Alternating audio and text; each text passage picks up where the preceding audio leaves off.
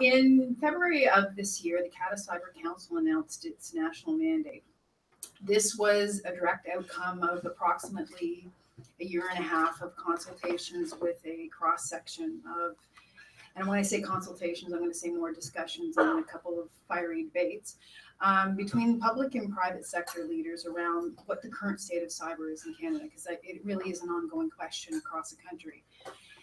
What we wanted to learn as a council was what the current state looked like in terms of where the gaps were, where the areas of opportunity and innovation lie, and what we could do as a council to drive the change and innovation that was needed in the Canadian economy. We announced the mandate. The mandate is based on three key pillars. The first pillar is economic prosperity through the growth of the cybersecurity industry in Canada. The second one is to continue the advocacy and education of all Canadians as it pertains to the rewards and the risks associated with the online economy.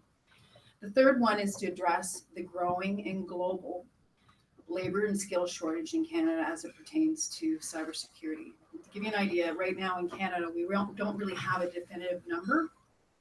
We don't have a lot of Canadian-centric statistics, unfortunately. But in the U.S. economy, at the end of last year, there's over 300,000 unfilled cybersecurity jobs, and it's growing. Estimates from various organizations, including Symantec, gauge it at about 2 million in terms of a global gap by 2019. That's 2 years away. In in early 2016, I had an opportunity to meet with a cross section of Veterans Affairs Canada and Canadian Armed Forces.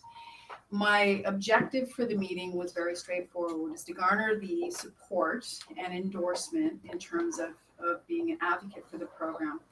Our program was very simple. It was to harness the military expertise and training of military veterans, along with their inherent defense mindset, with employers that were looking to not only for that talent, but in an apprenticeship perspective, but would be willing to actually develop that talent into full-time opportunities. My objective, like I said, was really very simple, was just to get the endorsement. What I found out very quickly from dealing with this team was that this was no longer an issue of collaboration. This was a mission.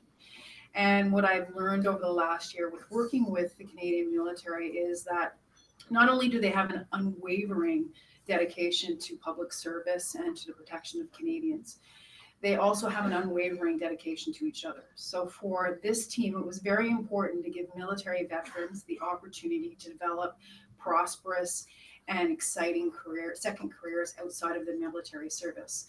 So while I stand here on the stage by myself, my partners in this are actually in Charlottetown right now, and hopefully some of them said they're texting me saying they're going to be watching. I'd rather they were at a pub right now, but I'm celebrating what we're doing. But I'm very proud to announce in fall of this year, we will launch the Canadian Military Veterans Cyber and Security Job Apprenticeship Program. So this will be launched across Canada. When we did the initial kind of reach out to the private and public sector in terms of interest, we had 103 employers express initial interest in this. Our hope is this will be the foundation in starting to not only build out the cybersecurity expertise story in Canada, but we'll build as a foundational piece in developing a national database that will link those with the skills, interest, and expertise with those that need those skills and expertise. So very much looking forward to this. And on behalf of Veterans Affairs and Canadian Armed Forces, thank you very much, and we urge you to support this.